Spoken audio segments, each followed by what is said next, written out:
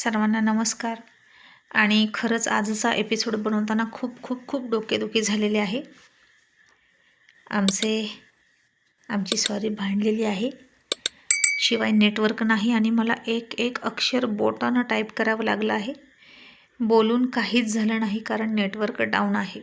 त्याच्यामुळे माझी बोटं खूप दुखत आहेत. चला असू द्या, तुमच्यासाठी काय पण. मग आता राणाला अंघोळ घालून राणी त्याचं गन पावडर करत होती आणि ती रोज असंच करायची. तिच्याही मनातून रोहित जात नव्हता आणि राणाच्या गालावर पावडरनं आर लिहायची. आणि जर कधी कधी स्वयंपाक करताना रोहितची आठवण आली तर ती पिठामध्ये सुद्धा त्याच्या नावाचा आर काढायची. एकटीच हसायची. इतकी वेडी होती राणी. आणि त्याची तीव्र आठवण आली की तिचे डोळे पाण्यानं भरायचे. मग आता राणीनं गोऱ्या गोमट्या गुबगुबीत राणाकडे खूप हसून बघितलं आणि खट्याळपणे त्याच्या गाल्यावर तिचे ओठ टेकवले आणि फुर्र असं वाजवलं. तसा राणा खूप गोड हसला आणि त्यानंतर राणीनं त्याच्या पोटावरून त्याचा कपडा बाजूला केला आणि त्याच्या दुलदुलीत पोटावर सुद्धा तसंच तिचं तोंड ठेवलं आणि मोठ्यानं फुर्र केलं. तसा राणा गुदगुल्या होऊन खदा खदा खदा खदा हसायला लागला आणि पाय पोटात घेतले त्यानं आणि हसत होता आणि खूप गोड हसला. आणि खूप लांब आणि काळभोर जावळ असलेला राणा इतका सुंदर दिसायचा की काही बोलायलाच नको.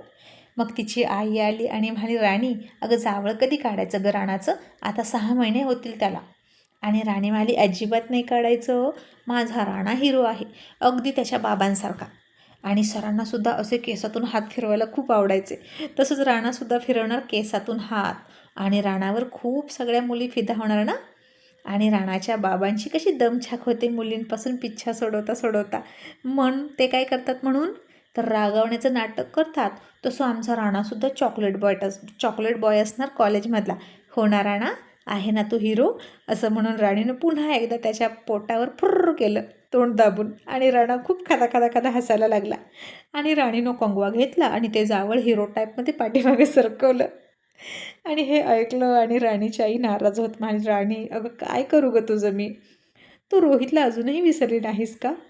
आणि अल्लड राणी हसली आणि म्हणाली, आई ती विसरण्यासारखी गोष्ट आहे का गं? आणि अगं आता तर राणाला बघितलं नाही की रोहित सरांचीच आठवण येते. आई तो सेम टू सेम सरांसारखा आहे गं, त्यामुळे आता त्यांचा चेहरा डोळ्यासमोरून हलतच नाही. असं राणी जणू काही झालंच नाही असं बोलत होती. आणि राणीची आई आता थोडी इमोशनलच झाली आणि राणीच्या डोक्यावर परिणाम झालाय की काय असं वाटायला लागलं.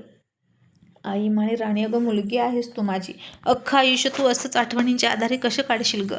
तुलासुद्धा हवा ना कोणाचा तरी आधार? तरीही राणी हसत म्हणाली, आहे ना आधार, हे बघ माझा राणा, असं म्हणून राणी हसली.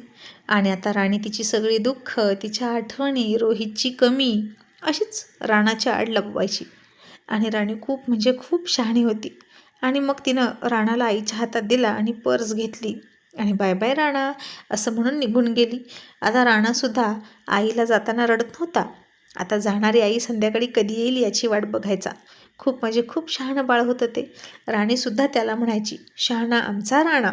आणि मग इकडे आज रोहितसुद्धा त्याच्या पक्षाच्या कार्यालयात बसला होता. त्याच्या भेटीगाठी घ्यायला लोक यायची, प्रॉब्लेम सांगायचे, रोहित प्रॉब्लेम सॉल्व्ह करायचा आणि सगळ्याला मदत करायचा. आणि तो आता एका ठिकाणी उद्घाटनासाठी बोलवलं म्हणून तिकडं निघाला. पण आता त्याला पांढरे कपडे घालायचे होते. आणि त्यानं घरी जानकीला फोन केला आणि म्हणाला, आई माझ्यासाठी व्हाईट सलवार कुर्ता काढून ठेव गं, मी येतोय, मला अचानकच जावं लागते. आणि जानकी उदास होत म्हणाली, बघ रे बाबा मी करते, पण तुला आवडेल ना आम्ही तुझ्या खोलीत गेलो तर? नाहीतर पुन्हा ओरडशील. रोहित म्हणाला, आई हे बघ, माझं ओरडणं जास्त मनाला लावून घेऊ नकोस, पण तू माझी आई आहेस आणि तुला तेवढा अधिकार आहे, नाहीतर तू तो अधिकार इतर कोणालाही देऊ नकोस. जानकी म्हणाली, हो असंच म्हणतोस? नाही ते बोलतो. आणि काय म्हणालस? त्या दिवशी मी तुला जन्म दिलाय पण कर्म दिलं नाही. तुझं कर्म तूच लिहिलं. पण रोहित, त्या कर्माने जर तुला त्रास होत असेल तर एक आई म्हणून तुला त्रासात बघताना मला किती त्रास होत असेल तूच सांग बाळा. तुझं सुख बघणं, तुला सुखी बघणं माझ्या नशिबात नाहीच का रे? तू म्हणतोस की तुझ्या खोलीत जाणं माझा अधिकार आहे, पण रोहित मुलगा जोपर्यंत बिनलग्नाचा असतो तोपर्यंत तो अधिकार आईचाच असतो. पण लग्न झाल्यावर तो हक्क संपतो आणि तो हक्क सुनेकडे दिला जातो. त्यामुळे तुझ्या खोलीत दुसरी कोणीतरी असलीच पाहिजे. अरे बघ, राहुल, सपना, राजलक्ष्मी किती खुश आहेत. आता रोशन, सोनम, आता त्यांचंही बाळ येईल, ते दोघेही सुखी असतील. मग रोहित, तू तुझ्या आयुष्यात पुढे जायला नको का बाळा? आणि मी मरण्याच्या अगोदर माझ्या 3ही मुलांचं चांगलं झालेलं मला बघायचं आहे. त्यांचे फुललेले बहरलेले संसार बघायचे आहेत. रोहित, तू त्या ओसाड माळरानावर इतकी सुंदर गुलाबाची बाग फुलवली आणि जिच्या आठवणीत ती बाग बनवलीस ना, आणि जिच्यासाठी ती बाग बनवलीस ती तर खूपच उलट्या काळजाची निघाली आणि तुझ्या काळजावर लात मारून निघून गेली. मग कशाला तिचं नाव घेतोस आणि कशाला तिची आठवण काढतोस? आणि रोहित म्हणाला, आई कोण म्हणालं मी तिची आठवण काढतोय? अगं नाही गं. आणि जानकी म्हणाली, असं तू सगळ्यांना म्हणून फसव, तुझ्या मनाला सुद्धा फसव, पण तू तुझ्या आईला नाही फसवू शकत. रोहित, अरे तुझ्या पापणीच्या केसांना सुद्धा धक्का लागला ना तरी मला कळतं, समजलं? आणि इथे तू दिवस रात्र तळमळतोस तिच्यासाठी, हे मला दिसत नाही का? आणि एक लक्षात ठेव, तू जर माझं नाही ऐकलं आणि नाही लग्न केलंस तर माझं मेलेलं तोंड बघशील. आणि रोहित म्हणाला, आई प्लीज असं काहीतरी बोलू नकोस. जानकी म्हणाली, नाहीतर काय, मी मरण्याच्या आधी तुझं भलं झालेलं बघायचं आहे, नाहीतर माझ्या आत्म्याला शांती नाही मिळणार, समजलं का? अशी म्हणून ती त्याला इमोशनल ब्लॅकमेल करायला लागली. आणि रोहित तिला समजावत म्हणाला, आई कोण म्हणतं गं लग्न केल्यावरच माणूस सुखी होतो? बघ बरं, मी लग्न केलं मग झालो का सुखी? उलट दुःखच मिळालं ना. मग काय आहे त्या लग्नात? याआधीसुद्धा माझा ओढा देशसेवेकडे होता, माहीत आहे ना तुला. मग आत्तासुद्धा मी देशसेवा करतोय ना, आणि मला त्यातच आनंद आहे. जानकी म्हणाली, नाही, तू राणीसोबत होतास तेव्हा तुला याच्यापेक्षा जास्त आनंद मिळत होता, म्हणून ती गेली तर जाऊ दे, तिच्या नाकात मोती नाही ओवले. तुझ्यासाठी सुद्धा एक चांगली लाईफ पार्टनर मिळालीच पाहिजे, आणि तिच्यासोबत खुश राहा. तू माझं ऐकणार आहेस की नाही मला सांग. आता रोहित गप्पच बसला आणि म्हणाला, आई काहीच गरज नाही कपडे काढण्याची, मी घरी येणारच नाही, मी असाच इथून जातो. असं म्हणून त्यानं फोनच ठेवून दिला. आणि कशाचं काय, जानकीला माहीत होतं रोहित असं करणार. तो म्हणजे खूप खूप हट्टी, दीर्घ हट्टी म्हटलं तरी चालेल. मागच्या जन्मात कुठला योगी होता की काय कुणास ठाऊक. मग जानकीनं त्याला पुन्हा फोन केला आणि म्हणाली, ठेवते काढून तुझे कपडे, आई आहे ना मी तुझी, तुझ्याकडे दुर्लक्ष नाही करू शकत, पण तुला आईची काळजीच नाही. मग रोहित थोडासा हसला आणि त्यानं फोन ठेवला. तोपर्यंत जानकीनं लगेच मेघनाला सांगितलं आणि म्हणाली, तू ये आणि रोहितचं काम कर. आणि मेघनासुद्धा या संधीची वाटच बघत होती, लगेच आली. आणि जानकी सपनाला म्हणाली, हे बघ सपना, मेघना इथं येते हे रोहितला कळता कामा नये. आणि सपना म्हणाली, पण आई, रोहित भाऊजींच्या विरोधात काही करायला नको, त्यांना कधी ना कधी कळेल तर राग येईल. आणि मेघना तोऱ्यातच म्हणाली, सपनाताई, सरांना कळेल तेव्हा कळेल, पण तुम्ही सांगू नका. असं आई म्हणतात, याचा अर्थ काय होतो माहीत आहे ना? असं म्हणून मेघनानं सपनाकडे थोडंसं रागातच बघितलं. आणि सपना म्हणाली, म्हणजे तुला काय म्हणायचं आहे मेघना? मी रोहित भाऊजींना चहाडे लावते का? आणि मेघना म्हणाली, अहो आई बघा, सपनाताई कशा बोलतात, आता मी काहीतरी बोलले का? यांच्याच मनाचं आहे हे. आता जानकीसुद्धा म्हणाली, सपना, तुला मी म्हणाले, तू तिला कशाला बोलतेस गं? मी बोलते ना तुझ्याशी. मेघना तू जा बाळा, तू रोहितचे कपडे काढून ठेव, तेही व्यवस्थित ठेव, त्याला आवडतील असे. मेघना म्हणाली, पण आई ते पुन्हा माझ्या कणाखाली देणार नाहीत ना? तशी सपना म्हणाली, का गं, घाबरलीस का? अगं प्रेम आहे तर कानाखाली खायला घाबरत नाहीस ना, आणि तो तुझा हक्क आहे. राणी काय म्हणायची माहिती आहे का? सरांच्या प्रेमावर सुद्धा माझा हक्क आहे, त्यांच्या रागावर सुद्धा माझाच हक्क आहे. मग आता तूही तसंच म्हण आणि जा. आणि मेघना सपनाला म्हणाली, जाणारच आहे. आणि सर म्हणजे खूप ग्रेट आहेत, त्यांचं प्रेम खूप खास आहे, ते मिळवण्यासाठी थोडा वेळ तर लागतोच. हो ना आई? जानकी हसली तिच्या उत्तरानं आणि म्हणाली, वा मेघना, खूप शहाणी आहेस गं तू. तुझ्या जागी दुसरी एखादी मुलगी असती तर म्हणाली असती, रोहितच्या मागं लागण्यापेक्षा मी दुसऱ्या मुलासोबत लग्न करते. अगं राणीसुद्धा कितीतरी वेळा निघून गेली होती आणि तेव्हाच तिला परत आणायला नको होतं खरं तर, नालायक कुठली. पण तुझं रोहितवरचं प्रेम बघितलं आणि मी खरंच हरकून गेले. तो तुझा इतका अपमान करतो तरीसुद्धा तू त्याच्या मागे मागे लागलेली आहेस. आणि तुला सांगू का मेघना, रोहितसुद्धा माणूस आहे गं, दगडाचा नाही. राणीलासुद्धा मी असाच सपोर्ट केला होता, तर बघ शेवटी रोहितनं राणीचं ऐकलं, तिच्यावर प्रेम करायला लागला. तसंच तुझ्यावरही प्रेम करायला लागेल तो, फक्त तू हिंमत हरू नकोस, असं म्हणून जानकीनं मेघनाला फुल सपोर्ट केला. आणि मेघनासुद्धा सपनाकडे हसून म्हणाली, थँक्यू आई, आणि जानकीच्या गळ्यातच पडली. आणि हे बघून सपनाला अजिबात नाही आवडलं. आणि सपना मनातच म्हणाली, राणी कशी वागली हे काहीच माहीत नाही, पण ही मेघना मात्र अजिबात चांगली नाही, खूपच पाताळ यंत्री आहे. आणि हिला पाठीमागून येऊन माझ्यापेक्षा सोनमपेक्षा आईचं फेवरेट व्हायचं आहे बहुतेक. मग आता मेघना गेली रोहितच्या खोलीत. पुन्हा सगळ्या गोष्टीवरून नजर फिरवली आणि पुन्हा तिने रोहितचे कपडे काढून ठेवले आणि हळूच त्याच्यावर ओठ टेकवले. थोडीशी तिची लिपस्टिक त्याच्या पांढऱ्या शुभ्र कपड्याला लागलीच आणि तिने ती पटकन थोडीशी पुसली आणि ते कपडे तिथेच बेडवर ठेवले आणि पुन्हा गेली आणि जानकीच्या रूममध्ये लपून बसली. इतक्यात रोहित आलाच आणि येता येताच जानकी हॉलमध्ये होती आणि तिला म्हणाला, आई कपडे ग. आणि जानकी म्हणाली, ठेवलेत काढून घे आणि कसे वाटले तेही सांग. रोहित म्हणाला, कसे वाटणार, कपडे तर कपडेच, त्यात काय. आणि आत तो गेला आणि कपडे उचलून घालणार इतक्यात त्याला त्याच्यावर कसले तरी डाग दिसले आणि हा पुसटचा रेड डाग कशाचा आहे म्हणून त्यानं आणखीन निरखून बघितलं आणि त्याला पुन्हा राणी आठवली. असाच राणीचा कुंकवाचा डाग लागला होता आणि राणी त्याला म्हणाली होती, सर तुम्ही असेच जा ना माझा कुंकवाचा डाग घेऊन, म्हणजे लोकांना वाटेल की नवरा बायकोचं किती प्रेम आहे. पण रोहित डाग पडलेले कपडे घालून जात नव्हता. मी बायकोचा बैल नाही समजलं, असं म्हणून दुसरे कपडे घालून गेला होता. आणि आताही त्यानं हा डाग येथे आलाच कसा म्हणून थोडीशी शंकाही घेतली. पण आता जानकीला बोलायला नको, नक्कीच तिने हे कपडे कोणामार्फत काढलेत हे त्याला कळत होतं, पण आता त्याची शहानिशा नकोच करायला, म्हणून त्यानं गुपचूप ते कपडे न घालता दुसरे कपडे घातले आणि ते कपडे उचलून सरळ कचऱ्यात फेकून दिले. मग तो बाहेर आला तशी जानकी म्हणाली, अरे रोहित हे का कपडे घातलेस तू, तू तर पांढरे कपडे काढायला सांगितले होतेस ना. आणि रोहित मला, हो गं आई, मी पांढरेच कपडे काढायला सांगितले, पण तू हे ठेवलेच काढून, म्हणून मी हेच घातले. आता तू जे काढले तेच मी घातले ना. आणि खरंच सांगतो, मला पांढरेच कपडे घालायचे होते, त्याच्यामध्ये शोभतो ना मी.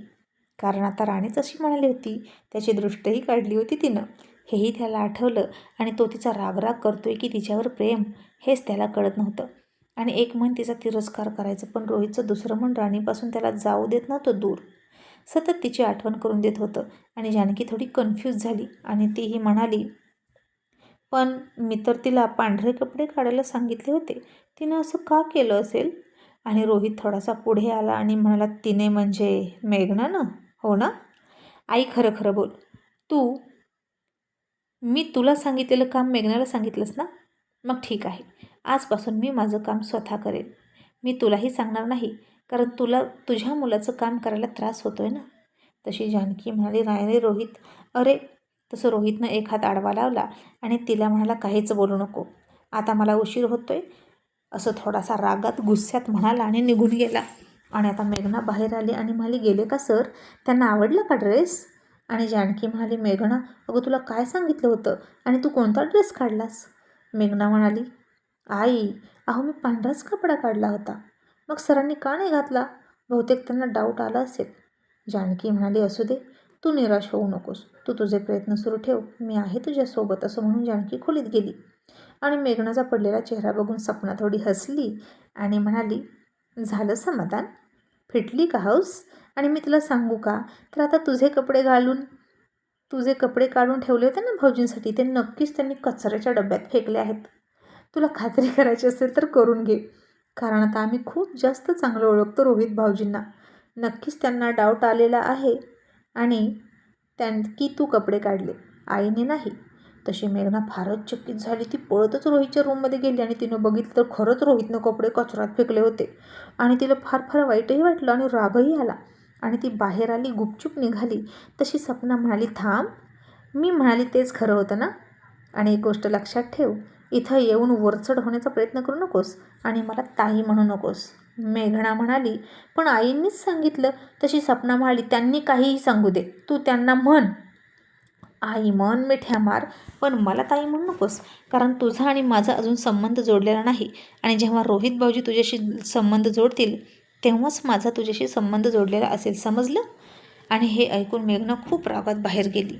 मग आता सपनाची सोनमची राणीविषयी चर्चा व्हायची आणि या मेघनाचं काय करावं कळत नव्हतं दोघींनाही. जरी रोहित भाऊजींनी लग्न केलं ना दुसरं, तरी या मेघनासोबत करू नये असं वाटायचं. आणि सोनम म्हणाली, ताई मला तर असं वाटतच नाही की रोहित दादांची इच्छा आहे लग्न करण्याची. सपना म्हणाली, हो गं, पण आईच्या इच्छेखातर तयार झाले तर होतील, कारण शेवटी रोहित भाऊजी फॅमिलीला खूप इम्पॉर्टन्स देतात. फॅमिली खूप महत्त्वाची आहे गं त्यांच्यासाठी. राणीसोबत लग्नसुद्धा त्यांनी सगळ्यांच्या आग्रहाखातरच केलं होतं. मग आता रोहित उद्घाटनाला गेला, तिथून पुन्हा एका हॉटेलमध्ये त्याच्या कार्यकर्त्यांसोबत येऊन बसला होता. ते हॉटेल म्हणजे एक छोटीशी टपरी होती आणि तो स्वतः तिथे चहा प्यायला येतो म्हणून बरेच लोक तिथे प्यायला यायचे चहा. आणि मग त्यानं हातामध्ये चहाचा ग्लास घेतला होता आणि गप्पा मारत मारत पित होता. आणि आता दूध पिणारा रोहित आता चहासुद्धा प्यायला लागला होता. त्याच्या सवयी बदलत होत्या आणि त्या चहा टपरीवर रेडिओ चालू होता आणि गाणं सुरू होतं.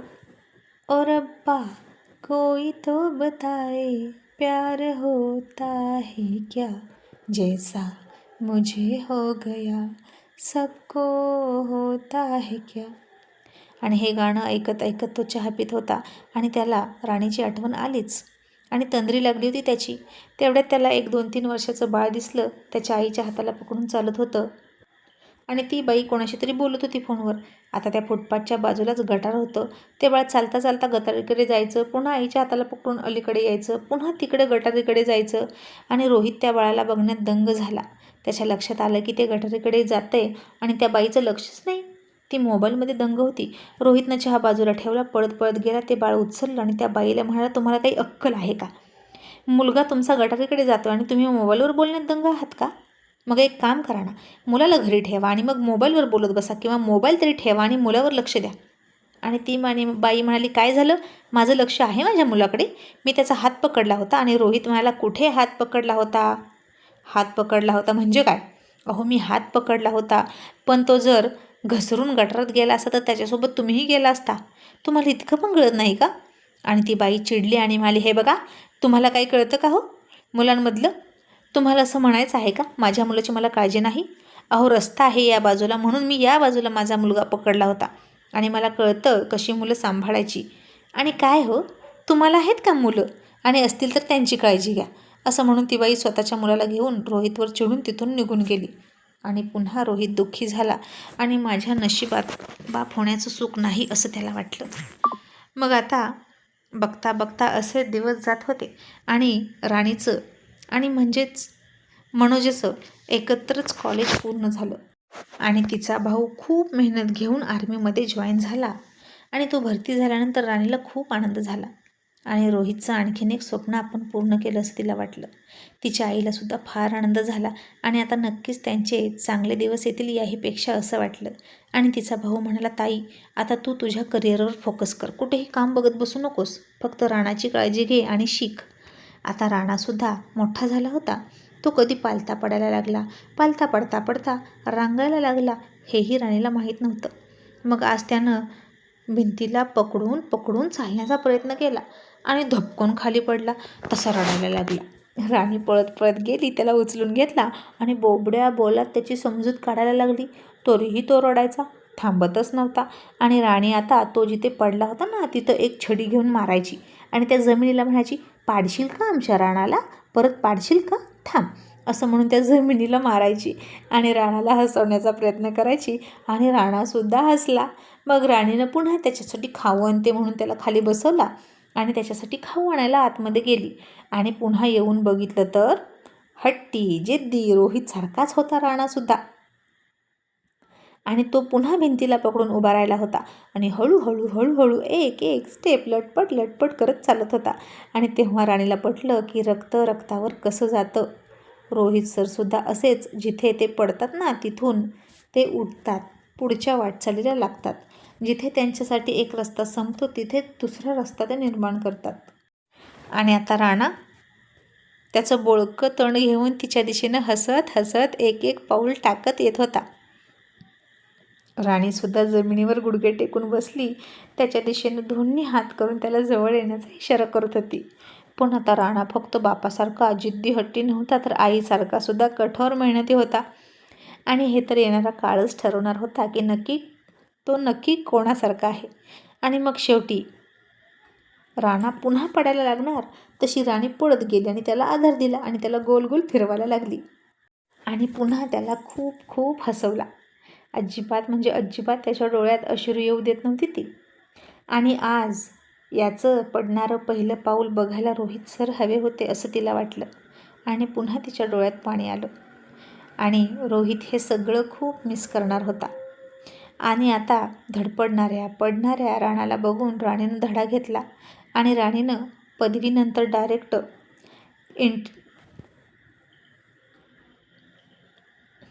इंटरकेमद्वारे ICAIमध्ये नोंदणी केली. आणि राणी खूप खूप हुशार होती. तिचं इंग्रजीचं नॉलेजही छान होतं आणि आवश्यक पात्रता गुण अट पूर्ण करूनच CA फाउंडेशन न देता थेट CA इंटरमिजिएटमध्ये प्रवेश मिळवला तिनं आणि तिनं पुढची वाटचाल सुरू केली. आणि रात्री ती राणाला कुशीत घेऊन झोपली आणि त्याच्याकडे बघता बघता तिला रोहितची खूप आठवण यायला लागली. आणि रोज रात्रीचा त्याचा तो बेभान होऊन तिला किस करणारा, तिला मिठी मारणारा रोहित आठवला आणि त्याचा मनसोक्त प्रणय आठवला आणि राणी खूप निराश झाली. तिचे डोळे पाण्यानं भरले आणि ती खिडकीत जाऊन उभा राहिली आणि स्वतःच्या हातानेच स्वतःला तिनं मिठी मारली आणि चंद्राकडे बघत होती खिडकीतून दिसणाऱ्या.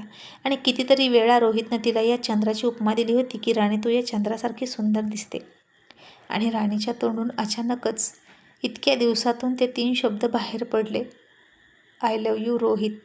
आणि तिनं डोळे बंद करून घेतले. आणि त्याचवेळी इकडे रोहितसुद्धा बेडवर झोपला होता. राणीच्या रिकाम्या जागेकडे त्याचं लक्ष गेलं.